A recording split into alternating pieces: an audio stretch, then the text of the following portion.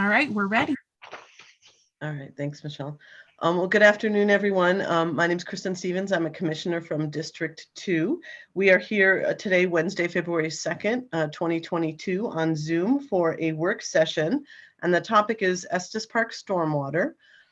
With me are my fellow commissioners, Commissioner John Kafalas from District 1 and Commissioner Jody Shattuck McNally from District 3, and our Assistant County Manager, Lorinda Volker's with us. I know we have some folks from Estes Park, and maybe I'll let Mark Peterson help introduce those folks. Mark Peterson from our senior engineers here to kick off this topic. So Mark, I'll let you take it away. Thank you, Commissioner. Mark Peterson, County Engineer. And then we do have with us from the town of Estes Park, Greg Mahonen, who's the Public Works Director, David Hook, who's the town engineer, and Jennifer Waters, who's involved in floodplain administration and development review for the town as well. Also from county staff, we have Tracy Shambo, who oversees our development services, stormwater and floodplain group. Lori Cadrich, the Community Planning, Infrastructure, and Resource Services Director, is on the call. And then Tina Kurtz, who's also in Tracy's group and deals with floodplain management and stormwater, is here as well. So we last came to you about this topic in early December, and we gave you a brief kind of overview of the stormwater or potential for stormwater management and a stormwater utility in the town of Estes Park, as well as potentially extending out to cover unincorporated areas. So it would, in effect, be a stormwater management organization or utility that would encompass the Estes Valley. And what we basically indicated, you gave us some indication that you would like to hear more. So that's why we've invited town staff to be here. Really, the town has the background. They're the ones who've, taken the lead on promoting this and trying to carry it forward. And the town would certainly be the one to operate and maintain facilities, conduct the billing and all that. So they're in the best position to kind of try to answer any detailed questions you might have.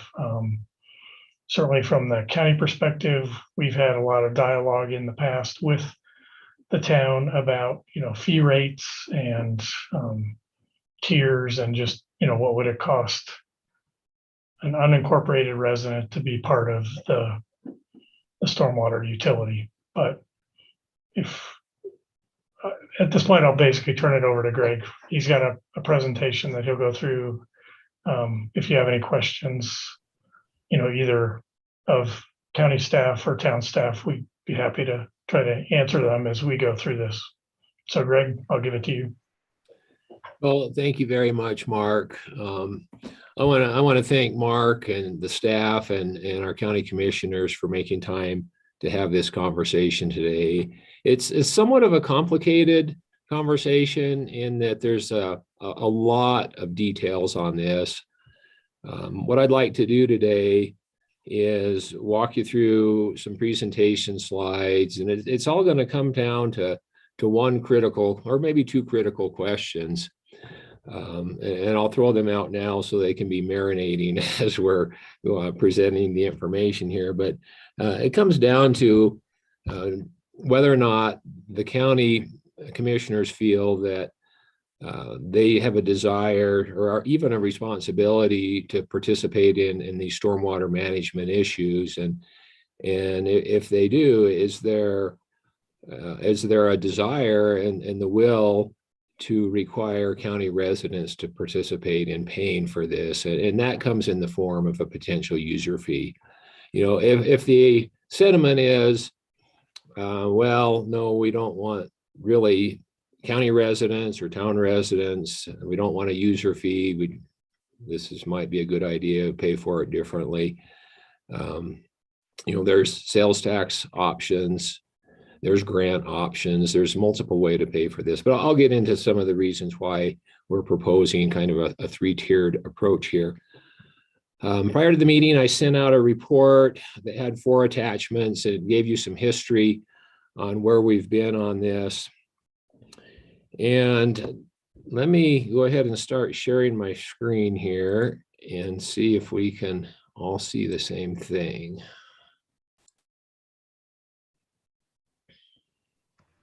We can see that. Thanks, Greg. That looks Okay, good. excellent.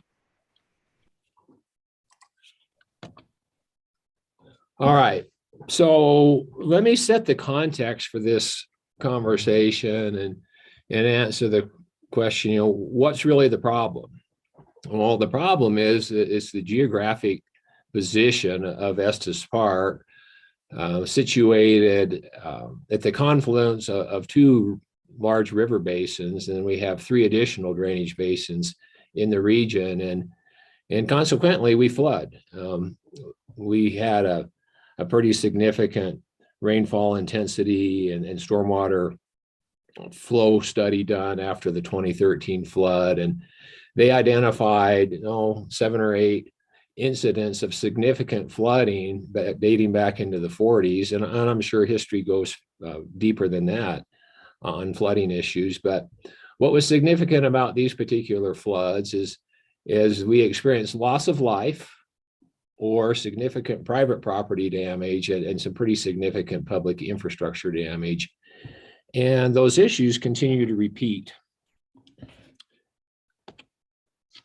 CWCB and FEMA recognized this. They, as a result of the 2013 flood, they reevaluated the FIRM maps, the flood insurance rate maps. And what you see here on red is essentially the old, or it's still existing, floodway and floodplain, and you can see how relatively skinny those red lines are compared to these blue hatched area, which is the restudied floodplain. So the 2013 flood was pretty significant. It got the attention not only of the residents, but the federal agencies as well. So it really raises a question. So, we have this repetitive flooding problem. Well, whose problem is it? Who's responsible for it? And as we went through a number of efforts here related to developing a stormwater management plan, one of the guiding principles that fell out of this was that these recurring floods, as I mentioned earlier, they damage our transportation infrastructure, our utility infrastructure. It's repetitive. We experience economic harm up here, and so really the mindset in the stormwater management plan was that it's a community problem, and really all the community members should be part of the solution. And as public agencies, the town of Estes Park and Larimer County were identified as logical candidates to step up and shoulder the responsibility to figure out how to mitigate these repetitive risks.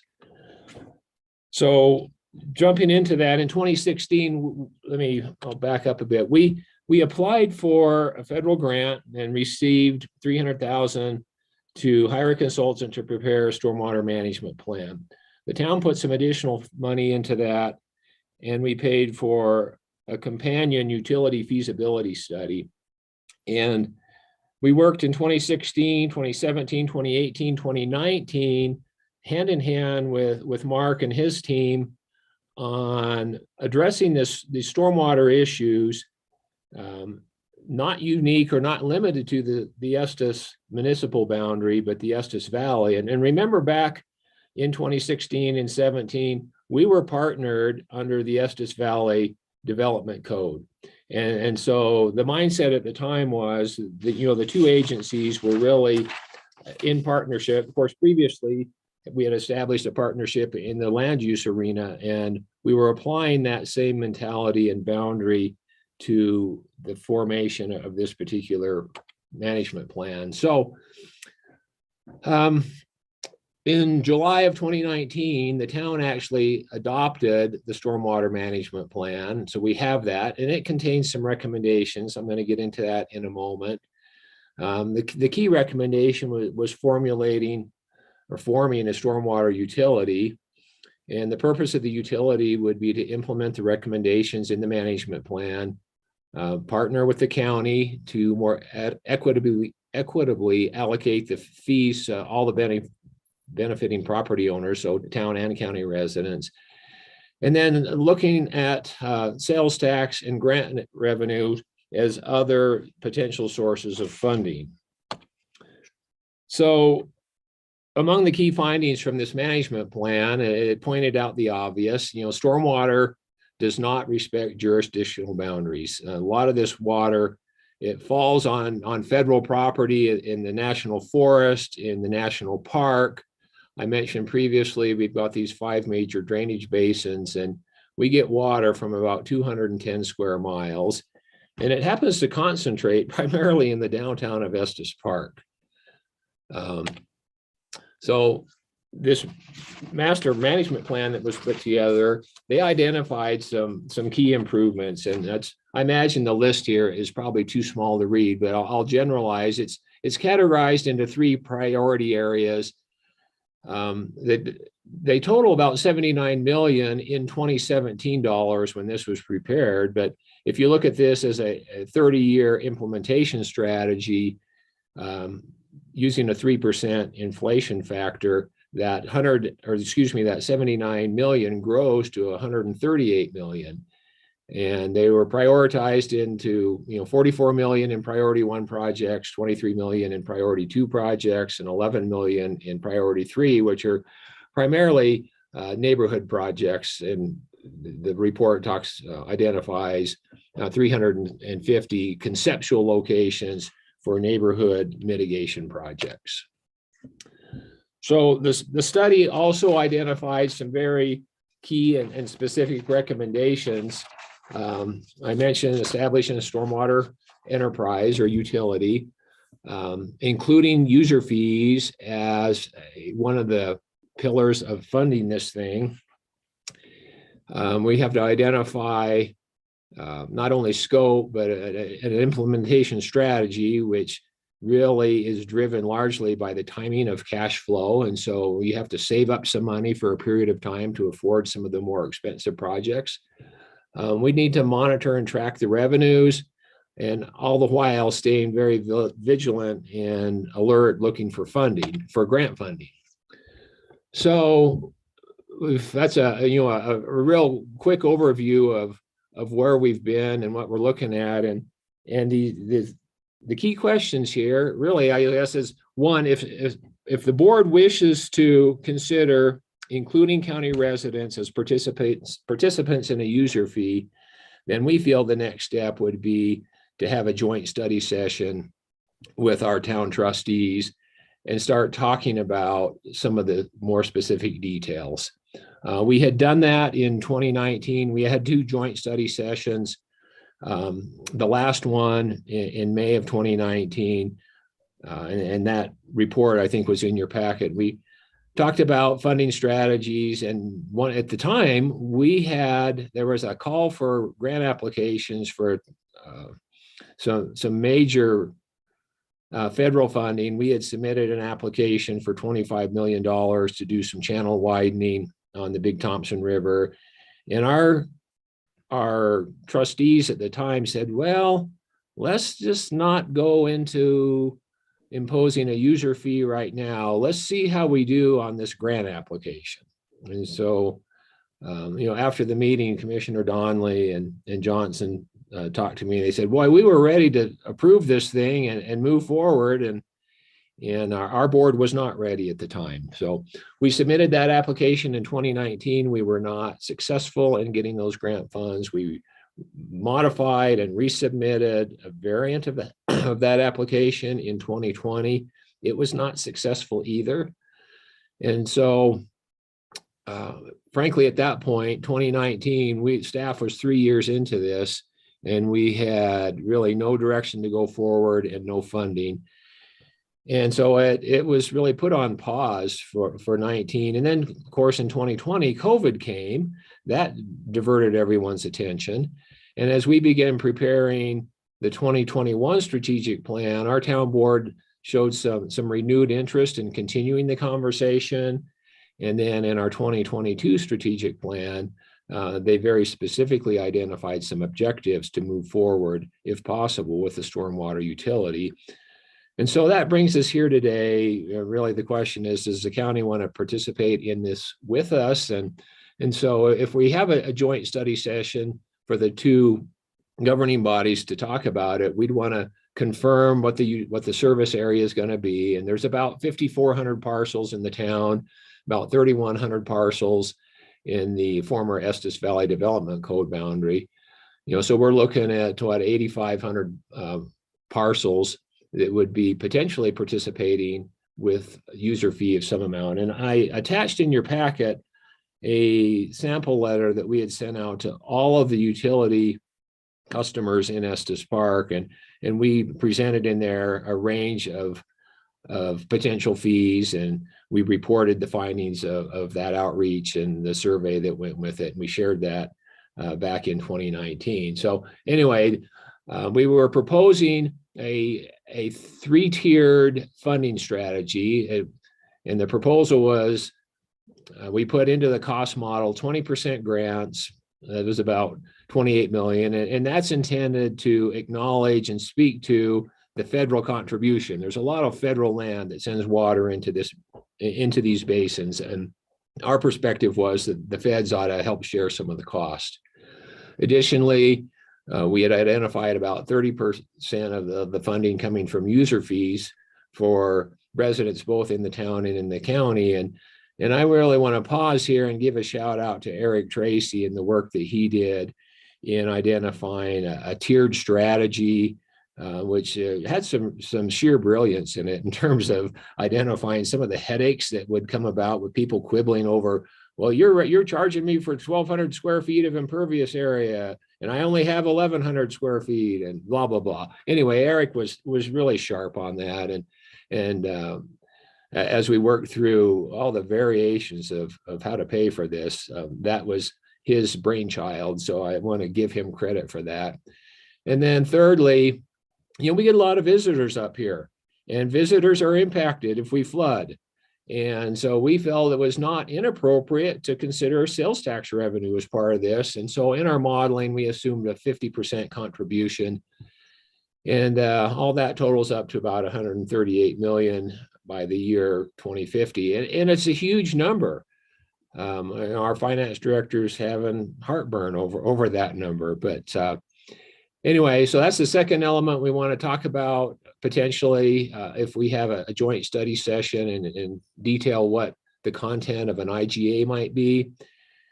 And lastly, the user fees and the range that we had modeled span from $3 a month to $24 a month, depending on parcel size, impervious area, and what year we were in that 30-year strategy. So there's a real quick flyover there. Hey, Greg, the only comment we ought to make on the last bullet item is that fee range is applicable to more of a single family or a residential type use, and non-residential properties could have significantly higher fees. And in fact, the largest fee payer would be out in unincorporated Larimer County and be the YMCA. Thank you very much for that clarification, Mark. Yeah, that was a range. It was based on means, but there are some non-residential customers with some calculated rates that would, quite frankly, curl your hair. And we were trying to be sensitive to that and fair with the calculation strategy. So, there are so many different ways we could slice and dice this. Staff has come up staff meaning town staff and county engineering staff have come up with one strategy, one particular way to present this. So with that, I'll stop talking and listen to questions and see what your thoughts are on this topic. Thank you, Greg. Thanks for the overview, and thanks for the suggestions of how to make this happen. Commissioners, do you have any questions? Commissioner Shattuck McNally, go ahead. Thank you, Madam Chair. Thank you, Greg and staff, for that presentation. And the documents beforehand, that was very helpful to have those to review. I'm trying to remind myself, I've been in Zoom since 8 o'clock this morning, back to back, so you'll have to forgive me, that's all starting to blur. Did we have any numbers of potentially what this could save in mitigation, like, getting ahead, what's the potential return on investment for damage and mitigation? Is there any kind of forecasts or numbers on that? That's an outstanding question, and I don't have a single number I could give you in response to your question. My mind goes to the Fish Creek Road infrastructure project. We had horrendous amounts of damage up in that basin, and the county actually took the lead. Some of that road's in the town, some of that road's in the county. And I don't know if any of the county staff remember what the bill was on that particular project alone. It was in the millions of dollars. Boy, I wish I should have come prepared with that, because it would be helpful to hear, well, if we spend 138 million now, we can save XX million dollars of future damages, both to the private sector, the infrastructure, the transportation infrastructure and the utility infrastructure. I would have to research that and get back to you. No worries. I just thought, I know it's kind of hard to be, we can't be exact on that, but even if we have a ballpark, it might be, a good important point to talk about, the upstream approach on this, literally the upstream approach on this, trying to get ahead of future damage and mitigate this. So I think that's all I have for right now. If anybody else has a. Yeah. Jennifer, would you mind leafing through some of those old reports? I know you have them all available there, and see if we had summarized and presented that in a previous work session or study session. Thank you. Commissioner Kofalis, it looks like you had a question. Thank you, Kristen. Thank you, Commissioner Stevens. Greg, wonderful presentation, a lot of detail. I have a couple of questions. One is in terms of community engagement. I know there were surveys done at least a couple of years ago. Has there been any recent community engagement? Since COVID has certainly altered the landscape as far as people's relationship with government and that sort of thing. So the question there is, any recent updates or any plans to re-engage the community and get some input? I think one of your documents said that the survey showed 52% of the folks were in support of some type of user fee. Could you elaborate on that, sir? Absolutely. The short answer is no and yes. No, we have not done any recent outreach after 2019, with the exception of our strategic planning outreach efforts. This particular vision is included as an objective for 2022 in our town board adopted strategic plan. That document was shared broadly with the community. We had some public input to that strategic plan, but none that I can remember targeted specifically to the stormwater utility. So that's the no part of the answer. The yes part of the answer is absolutely we would reignite a community outreach effort. It would be foolhardy, in my opinion, for us to go forward with an action like this based on data we got in 2019. Really, we need to go back, and if the governing boards are both interested in this, then we need to resurrect and restart a public outreach effort. Probably update the cost model to bring that cost current, recalculate what the median user fees would be, and share that again. We should talk about whether we want to do an individual property by property outreach like we did in 2019. And we actually ran specific calculations on what the individual parcel owner cost would be if the user fee was going to be implemented. And we shared that with every single property owner. Would seem prudent to potentially do that again. And then ask broadly, what do you all think? Is this something the community wants to do or not? But we didn't want to embark, and that's really time intensive, labor intensive. We didn't want to jump into that without having some more dialogue between the commissioners and the trustees in advance. Greg, thank you. And Madam Chair, may I ask a few more questions, or would you rather I? No, please go ahead. Oh, thank you. Um, The next question I have, and I appreciate, Greg, that you mentioned, part of the plan would be to get an updated cost estimate of all of this. And in your document, you indicate, what is it, like a 3% inflation in terms of the cost, over the next 30 years. That seems really low in light of everything that's going on with, inflationary construction costs and all of that. Would you comment on that, sir? I agree with your assessment. In 2019, 3% seemed reasonable in dialogue with our finance manager. He was in alignment with that, but absolutely the context has changed. Construction costs, we're looking at 7-8% increases year after year.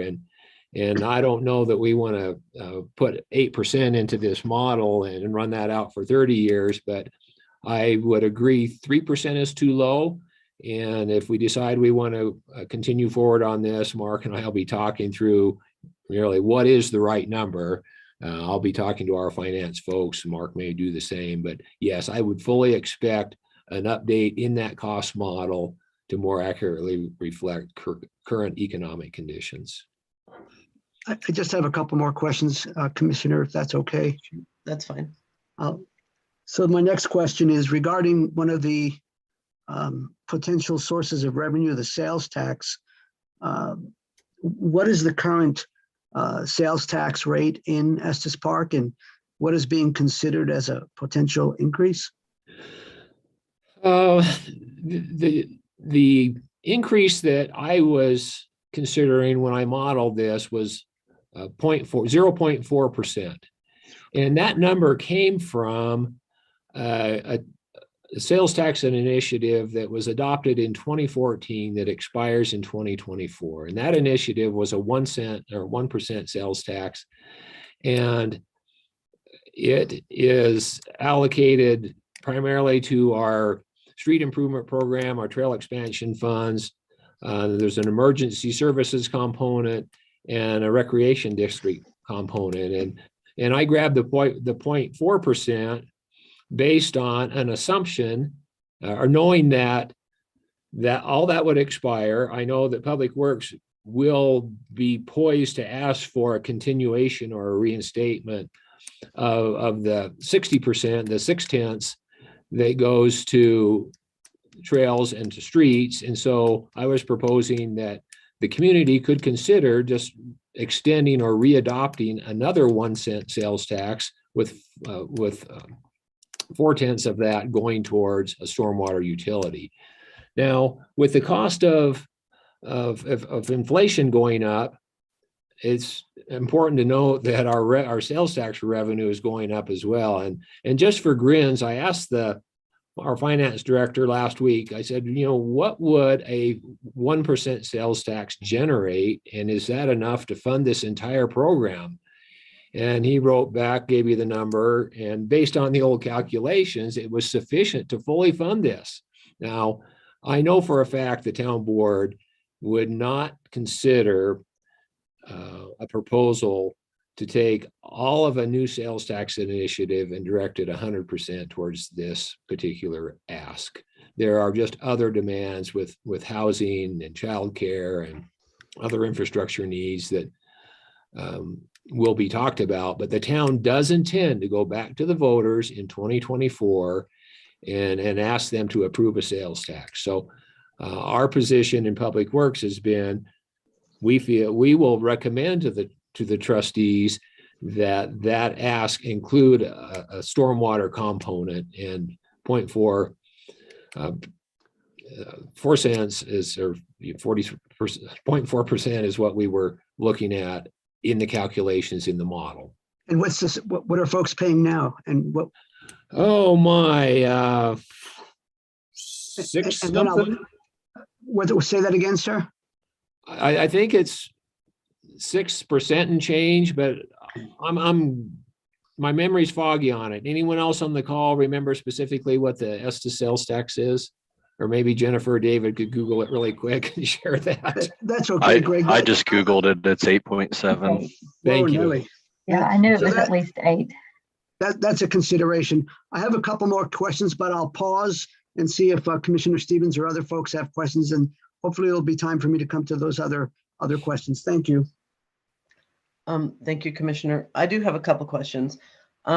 So first of all, with the, so I guess it's kind of, to me, seems like an unusual model to have sales tax be part of the what pays for this. And yet, I understand that the number of visitors you get in the tourism, depending on the tourism industry, and that I guess the idea is just kind of spread it out to all the users, including those who don't live there, but come up to sort of play there, I guess. Can you tell me a little bit about the grants that you didn't receive? Were those through FEMA? And do you feel like you maybe didn't receive them because there was no, did you have to have local match with those? Are those, because I know that 20% of the funding for the future looks like you would like it to come from grants. And do you think that you'd be better positioned to get those grants if you have fees and a sales tax in place? So the grant program that we applied for, it was the BRIC program. David, was that FEMA specific? I don't recall, but he's nodding yes, it was a FEMA program. And the reason we didn't get it, it was highly competitive. We were competing not just within the state of Colorado, we were competing for federal funds across the nation. And so that grant did require a local match. And in our application, we committed that we would come up with the local match. And now where we got it was to be determined. We figured, well, if we get this grant, we're going to come up with the local match either through general fund money, designated sales tax, or a user fee. But we assumed that would be a strong impetus to identify specifically where that local match came from. But we fully expect going forward, and as we look at grant opportunities, a 20% local match is common. And if we have a user fee and or a sales tax element to this, then we have a designated source for that local match. So really the three-pronged approach here, yes, it is unusual. Typically a user fee would pay for 100% of this. But when you look at the small number of parcels relative to a 210 square mile drainage basin, the user fees alone was really large. And at the staff level, we didn't feel that our governing bodies would be willing, or our constituents would be willing, to fund that 100% from user fees. And so we have the unique opportunity to tap into the visitor stream potentially. And then of course the grant element we've talked about as well. Thank you. And then a question I had was, in some of the earlier surveying, it looked like people maybe didn't like the model of impervious surfaces being the determinant of how much how high their fee was. I don't know if you can speak to that. Is that pretty typical for stormwater? I've only been involved with one stormwater, so I can't remember how that fee is calculated normally. Impervious area is a very common foundation for a user fee. But not every entity does it. One of the study sessions that we took our town board through in 2021 was an assessment of other jurisdictions and kind of the foundational elements of their stormwater utilities. And one example that comes to mind, town of Lyons right down the road, they adopted just a flat rate. They knew they were devastated by the 2013 flood. They knew they needed to generate money to address kind of the risk of recurrence and harden their infrastructure, improve their infrastructure. They were not in a position to go through a big, long analysis and debate. They adopted a flat rate. I want to say it's $10 a household per month. Jennifer's thumbs up there. And they were able to implement that without a tremendous amount of controversy. The beauty of that was it generated money immediately, and they're accruing those funds. The downside is, my guess, it's nowhere close to being enough to truly fund their infrastructure needs. But there are other models out there. Impervious area is really commonly used. I understand some people disagree with it, and if you read through any of the abundance of comments we got, one thing we heard from some county residents is, well, we shouldn't have to pay for this. We live up on the hillside. Our property isn't damaged. Let all those businesses in downtown Estes Park pay for it. They're the ones who are hurt by it. And so, you're in politics, you understand the full spectrum of perspectives that come out when we have these types of conversations. But staff feels that user or impervious area is probably the fairest way to allocate this among users. I'd invite Eric or Mark to add some perspective on that question. You're muted, Mark. Sorry, the nexus to percent imperviousness has been found to be legally defensible over all these years as well. So that's really a strong basis. And the other thing you have to remember is a stormwater utility is really a fee for service rather than a fee for benefit. So again, basing it on a fee for service, and the nexus is impervious area, which ties to generation of stormwater runoff. That's really how you make the tie or the connection back to the charge for the service. And it doesn't have to be exact, it's not a down to the square foot of impervious area, although there are some entities that have taken that approach. Commonly it's done based on kind of what Eric looked at. You look at tiers, or kind of broadly grouped categories, or it's sort of a percent imperviousness that goes to, again, runoff generation. Yeah, thanks. That's helpful. Got any other? Did Eric, I missed, did you have Eric? anything you wanted to add? Sorry, maybe just to reword what Mark said. Essentially, you're paying a fee to be able for the town or county to manage the stormwater that's coming off of your property. You're not necessarily paying for the benefit. Just a rewording it Right. I a guess different it's, way. sort of everybody's sort of responsible for this issue kind of idea. And also, I guess I would argue that, you don't want the middle of your town to flood either, right? I mean, on top of the fact that the impervious areas that you have on your own property may be contributing to the problem, there's also the fact that, you probably use roads that might be damaged. You probably use facilities that might be impacted. And so I'm not necessarily arguing the case. I was just kind of wanted some clarity on that. I guess I have just one more question, and that's with the land use planning that you do in Estes Park, do you encourage low impact development and kind of green infrastructure to kind of mitigate some of these kind of situations? Is that something that you currently practice or encouraged by developers?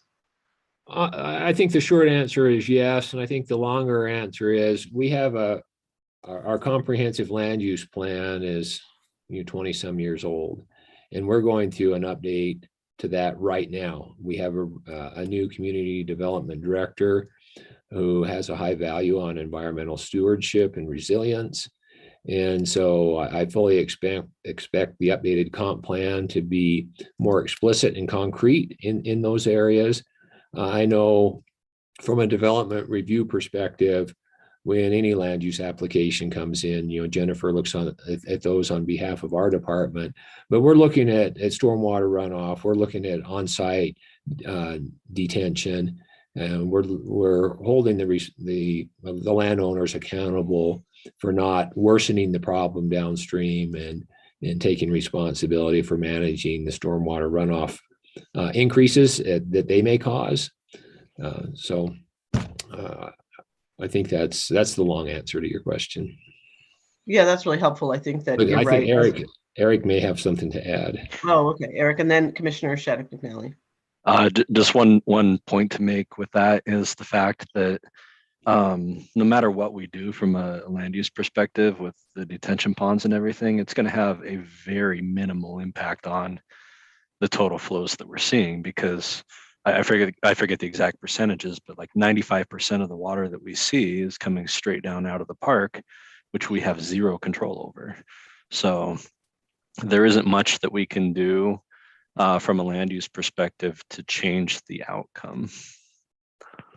No, but it's a good practice, and it's a Yeah, it's a good definitely. practice for all of us to adopt, I think. I agree, though, when you're talking about those kind of volumes or different things you can't control. But I mean, it's still good to get in the practice of doing that and finding ways to use impervious pavement, for example, and other kinds of things that kind of aid in drainage. Commissioner Shattuck McNally. As Greg said, the county is participating. Sometimes we have joint meetings, and I'm going to those meetings along with the Estes Valley Advisory Board, and we have some members who attend the Estes Compact meetings, and we've been talking, we've been having, what, for 6 months we've been meeting now, maybe, I think, with Jennifer and stuff, and so we've been having some of these conversations, and I think that is on some of the list of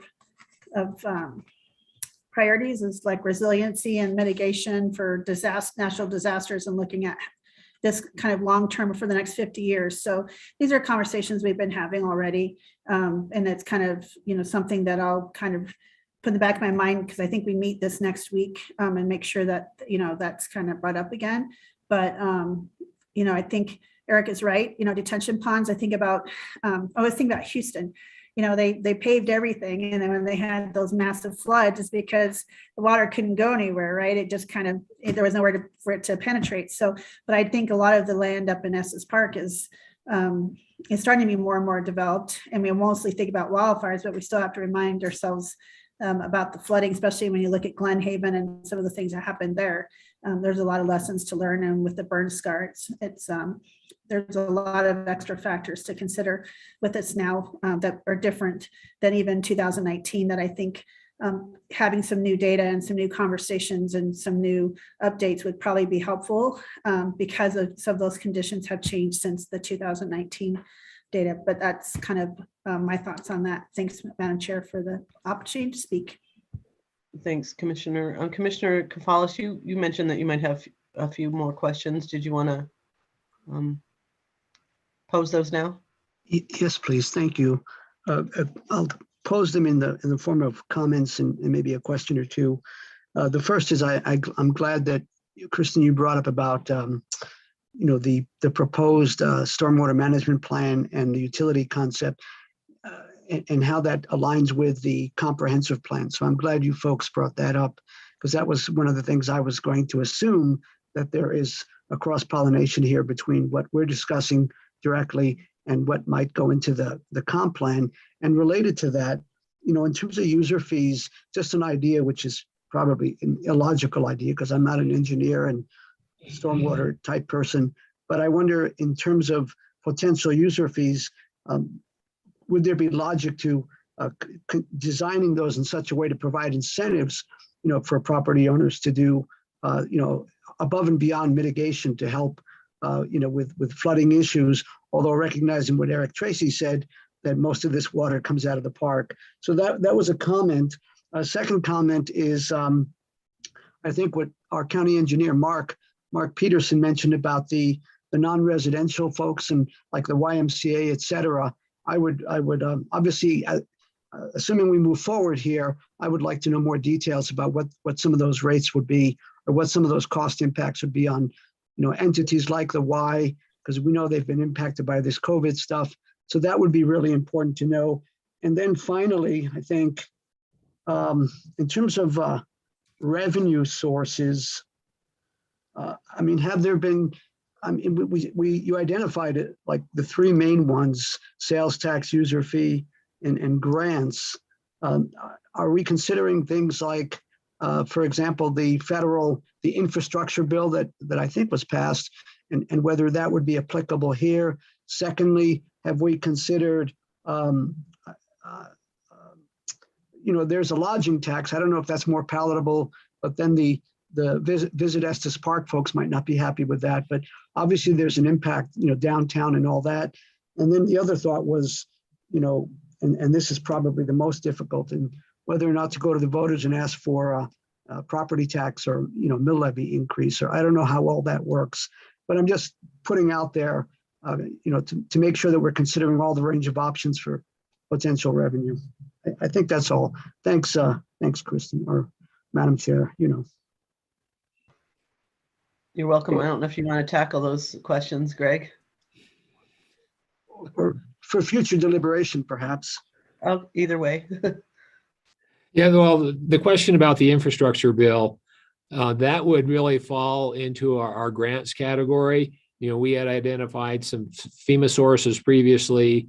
We have, one grants specialist on staff here at the town, and her antenna and radar is up constantly looking for opportunities. The infrastructure bill is certainly something we have our eyes on.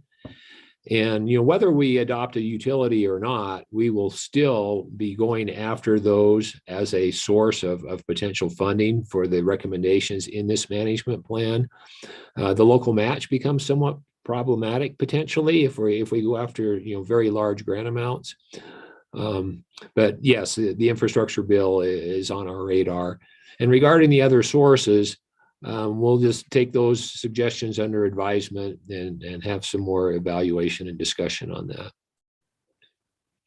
I guess, Commissioner, if I could, the one comment I would make about, a sales tax, or excuse me, a property tax is it's strong to build the case for a nexus between assessed valuation and somebody's responsibility for addressing stormwater management needs.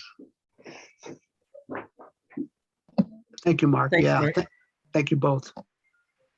So I think that, I'll ask the commissioners to sort of weigh in on the questions that Greg had posed initially, was sort of, do we want to move forward with this? Do we want a joint meeting with the Estes Park Board? Were there any other questions, Greg, that you needed answered today? No, those two are really it, because if you decide you want to meet and have a study session, we're going to take that to mean we should, and we previously provided a draft IGA. And so we would pull that up, update some numbers, confirm the content still appropriate, and that would be a central element of that discussion. Thank you. So commissioners, who wants to go first and answer that question? Commissioner Hollis? Okay. Why not? I mean, I think the short answer is yes. I think that we should keep an open mind, and I think this is obviously important enough that it's worthy of future deliberation. So I would be supportive of a joint work session, with the Estes Park Town Board, with the understanding that we're not committing ourselves to anything at this point. And so I would say yes to that, and an update on information as far as further analysis on cost estimates, potential funding sources, what are the impacts on the non-residential folks, those kinds of things, I guess, would be part of the work session. But I do think we should move forward and continue this discussion in a more intentional way. Thank you. Commissioner Shattuck McNally. Thank you, Madam Chair. Thank you, Greg and David and Jennifer and our county staff. Eric, I hear that you've had some brilliance with some suggestions here, so thanks for your work there. Great partnership, collaboration. I'm grateful for that, and I'm grateful for our partnership and collaboration, especially in my district, which is very, I've been coming to Estes Park every year of my life, so this is really near and dear to my heart. But I think that for me, this is about public safety. And having been present for the 1976 flood and living less than a mile from the 2013 flood, I think this is something to, we can get ahead of. So I do hope we can get some updated numbers, because I think things are a little different, especially since 2019. And I know we have some risk assessment things that we've done as our Office of Emergency Management, that I'm not sure, maybe that we should bring some of that from the burn scar and stuff into some of those projections and ideas from into some of the calculations. But I would be open to continue this conversation and look at maybe, I'm open to meeting with the town board. I think it's, we haven't really had a chance to meet with them in almost a year. So I think it'd be great to have a joint conversation and move forward on this. So I appreciate everyone's work, and I do think this is important. And I want to kind of think and kind of reflect a little bit more on the different funding options and different ideas and how this might work. So I kind of need, after this discussion, to kind of go back and reflect on that. So I'm hoping we can have that conversation with the board and go forward. So I hope I answered both of those questions clearly. So, but thank you. Again, thanks for this opportunity in the meeting. Thanks, Commissioner Shattuck McNally. Commissioner Koufalos, did you have your hand up again? Yes, you're very. No, you're fine. I didn't mean to. You're That very, sound bad. very observant. I did. And just a quick afterthought, and that into Greg and our Estes Park colleagues, I would also, at the appropriate time, want more details about what you're considering for community outreach, you know, in terms of the strategic plan and in terms of the stormwater utility proposal.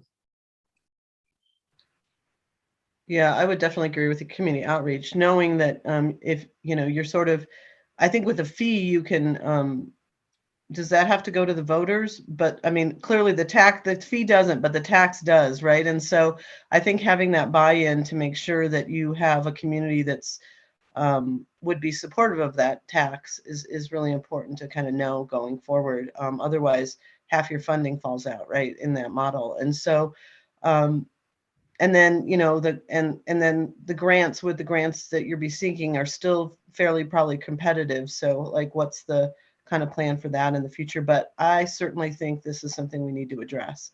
And I agree with Commissioner Shattuck McNally. It's a public safety. So even if you got us numbers of how much damage, you know, you might avoid by creating this utility, you know, we've seen, you know, too many deaths in this area with because of flooding. And so I think that, you know, this is something we need to address sooner than later. And in a way, it's been put off and pushed to the side for, I don't know, 5-7 years. And so it keeps getting more expensive and the problem doesn't go away. And so I think, you know, and without those grant dollars that you applied for, you know, you really can't make any changes to the topography or any, you know, kind of things that would mitigate, you know, these kind of situations. So I think absolutely we need to, you know, kind of move forward. You know, I'm sure that we will pose some of these funding questions and other questions again, but I think that a meeting with the board would be fantastic. And did want to echo thank you to both your staff in Estes Park and our staff. Eric and Mark and Lori have a full plate as it is, and so appreciate the efforts that you've done to do this. But this is, I think it is definitely a joint project, and it's something we need to tackle together. And so I look forward to that future meeting. And Commissioner Stevens, just to extend our appreciation to some of the behind the scenes folks who converted this from an in-person meeting to this Zoom. And, you know, Michelle is helping to facilitate, Lorenda, Linda, Brenda in our office. We were going to do this in person, but in light of the weather conditions and all that, we were able to switch it over and do it appropriately and legally as far as posting. So just want to make sure that we're acknowledging that effort, because I have a feeling it wasn't easy. Yeah, thank you, Commissioner. We just showed up and turned on our cameras, but yeah, we do always thank the people that are behind the scenes making us, well, helping us to do our job and making us look good, frankly. So any other questions or comments before we close this meeting today? Estes Park folks, did we give you clear enough direction? We're often asked that when we have this kind of meeting. Did you get clear enough direction? And I see that Lori's visible now. I don't know if she has any closing comments as well. Thank you, Commissioner Koufalos. I just wanted to clarify what we're thinking for time frame, Greg. When do you think you'd want to have the joint work session and maybe the public outreach? And as Commissioner Stevens mentioned earlier, we have a full plate. And so I'm trying to do a little bit of pre-plan on how this might fit in. I was going to ask for feedback on that exact same question. From our perspective, there's not immediate urgency. As Commissioner Stevens mentioned, you know, sooner is better than later. The costs are not going down. And so there's that aspect of urgency, but it's not immediate. So I would, you know, certainly within the next quarter potentially. I guess I would defer to your availability. I would not propose that we do any public outreach, any significant outreach other than sharing, inviting people to the meeting until we have this study session and we really confirm where we're going here. You gave us some excellent feedback on really the content of that conversation. And I think if the two boards decide they want to go forward, we'll have an updated proposal. We'll get feedback from both entities. And from that, then I think we would build the public outreach effort, but we would bring a proposed outreach proposal into that joint study session and have you guys bless it or give us some suggestions on edits. So Lori, to your question, whenever works for you, not next month, and not a year from now. So I don't know if we could go, 3 months out or whatever is ideal for you, your availability. I think to hold the joint study session in the next quarter sounds very reasonable. Okay. To my boss, Lorinda, there to nod her head yes. I'm glad you asked the question. I was going to ask the same thing. So the next quarter sounds very doable. And Greg, I assume the trustees are ready and interested in also meeting, so we already have their interest? Absolutely correct. We posed that question to them first in a study session in the last quarter of 2021. And the direction we got from them was, by all means, yes, we want to talk about it. And we would like to see if the county commissioners would be interested in joining us in the conversation. So yes, they're on board. Great. And it sounds like we have a yes from both sides. If I could, Commissioner. Yeah, absolutely. Go ahead. Just one other comment to make. It's something that has to be done at the county level that the town has already dealt with. And that's for us to ever have a basis for adoption of a fee, is we would have to adopt the stormwater plan that Estes Park has prepared. So it has to go through our process at the county and go before our planning commission. So that's another element that has to be worked into the plan somewhere along the way. Thank you, Mark. Yeah, that's an important piece to making this happen. So it looks like we have a plan going forward then. We'll be meeting with the Estes Park Town Council within the next few months, and we'll go from there. And I think this has been a great discussion. Thank you, everyone, for participating. If there are not any, does anyone have any last words? Seeing none, then we are adjourned. Thank you.